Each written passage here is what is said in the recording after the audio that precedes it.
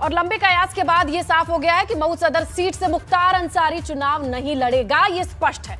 मुख्तार के बेटे की बात कर ले, क्योंकि अब्बास अंसारी ने सुभासपा के टिकट पर नामांकन दाखिल कर दिया है। वहीं अगर सूत्रों की माने तो कोविड प्रोटोकॉल और लगातार पड़ रही छुट्टियों के चलते मुख्तार अंसारी का जो पर्चा है वो बांदा जेल में जाकर भरवाने में पेच फंस गया और इसीलिए मुख्तार के बेटे अब्बास अंसारी ने मऊ सदर सीट से सुभासपा की ओर से पर्चा भर दिया है और भरा है। और अब्बास अंसारी के नामांकन दाखिल करने के बाद लड़ाई बड़ी दिलचस्प हो गई है, क्योंकि देखिए ना, बसपा ने प्रदेश अध्यक्ष भीम राजभर को मऊ सदर सीट से मैदान में उतारा है।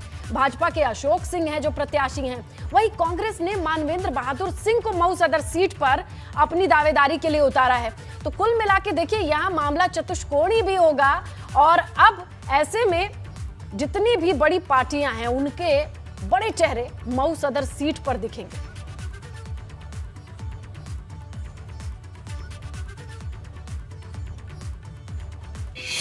देखिए, सुभासपा अध्यक्ष ओम प्रकाश राजभर के बेटे अरविंद राजभर ने वाराणसी के शिवपुर सीट से अपना नामांकन दाखिल किया, लेकिन ओपी राजभर ने एबीपी गंगा से बातचीत की और कहा कि नामांकन के दौरान बदसलूकी हुई है, ये आरोप लगाए और कहा कि 22 में बदलाव होकर रहेगा।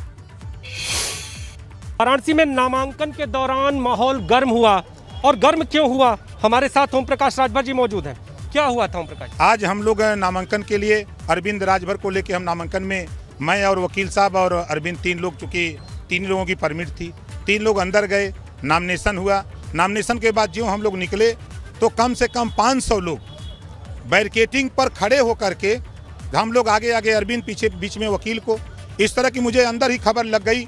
वहाँ जो बैठे हुए आरओ थे उन्होंने कहा कि बाहर ये हल्ला क्यों हो रहा है, हमके ये लोग हमको देख करके चिढ़ रहे हैं, ये भारतीय समाज पार्टी नामांकन क्यों कर रही है, ये समाजवादी पार्टी के साथ क्यों है।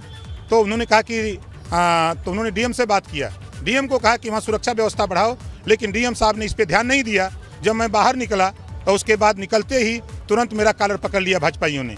जो इन लोगों ने मेरे साथ किया है, इस अपमान का बदला चुनाव में जनता इनको देगी। आप इसकी शिकायत करेंगे किसी से किए, या अगला कदम क्या? नहीं, हम देखें शिकायत करके क्या करेंगे। सैया भय कोतवाल तो अब डर काहे का, मुख्यमंत्री वही, उनके मुट्ठी में। चुनाव आयोग से क्या शिकायत करें, जब चुनाव आयोग को पीएमओ दफ्तर तलब कर लिया गया। अगर चुनाव आयोग ने व्यवस्था दिया होता तो ये घटना नहीं होती। तो ओम प्रकाश राजभर जी इस पूरे मामले में अब आक्रामक हो गए हैं और इनका साफ तौर पे ये कहना है कि इस पूरे वाकये की शिकायत चुनाव आयोग से करेंगे।